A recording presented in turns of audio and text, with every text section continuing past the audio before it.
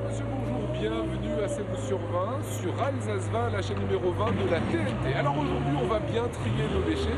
Nous sommes ici sur un site pilote à Aspac, le Haut. Ici, on trie les biodéchets alimentaires, tous les détritus qui vont finalement faire du très bon compost. Comment ça se passe? Suivez le guide.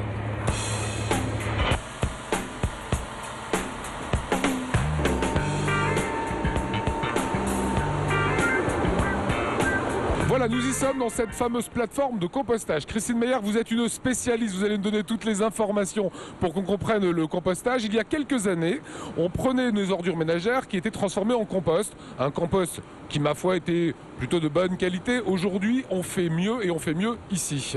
Et maintenant, on ne fait uniquement depuis le 1er janvier que du compost issu de biodéchets qui sont collectés séparément. Et on a un compost de très bonne qualité. Et d'ailleurs, cette année, en 2010, on va engager une démarche pour l'obtention de l'écolabel européen, qui vraiment est un gage de qualité supplémentaire. Alors tout à l'heure, on vous montrera une dame qui trie ses déchets. Vous allez voir comment ça se passe ici dans le Haut-Rhin. Une fois que les déchets ont été triés et récoltés, ils arrivent ici. Quel est le parcours du biodéchet ? Alors tout d'abord, le camion arrive, il passe à la pesée pour savoir quelle est la quantité de biodéchets qu'il a collecté.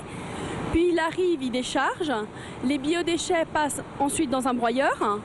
Puis ils arrivent ici dans le réacteur de fermentation où ils vont être finalement compostés. L'étape dure entre 15 et 20 jours. Une fois que le compost est mature, il va subir une étape supplémentaire qui est une étape d'affinage, qui va nous permettre de sortir les quelques indésirables qu'on a. Et donc à la fin, on a un compost qui est bon à être utilisé.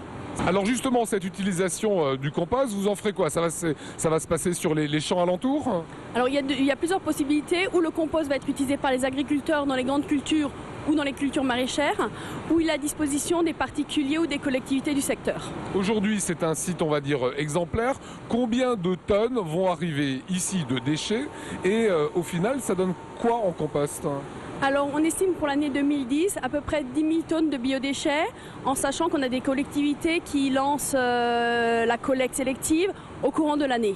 On part sur une estimation de 4 à 5 000 tonnes de compost produit. D'accord, donc pour 1 kg récolté, 500 grammes de compost, et on fait tout simplement après une règle de 3. Allez, je vous propose dans quelques instants de découvrir comment ça se passe au quotidien dans la cuisine. Est-ce qu'il faut un petit peu plus de place? Est-ce qu'il faut agrandir sa cuisine? Non, c'est une poubelle supplémentaire simplement. Avant cela, c'est Alsace 20 reportage.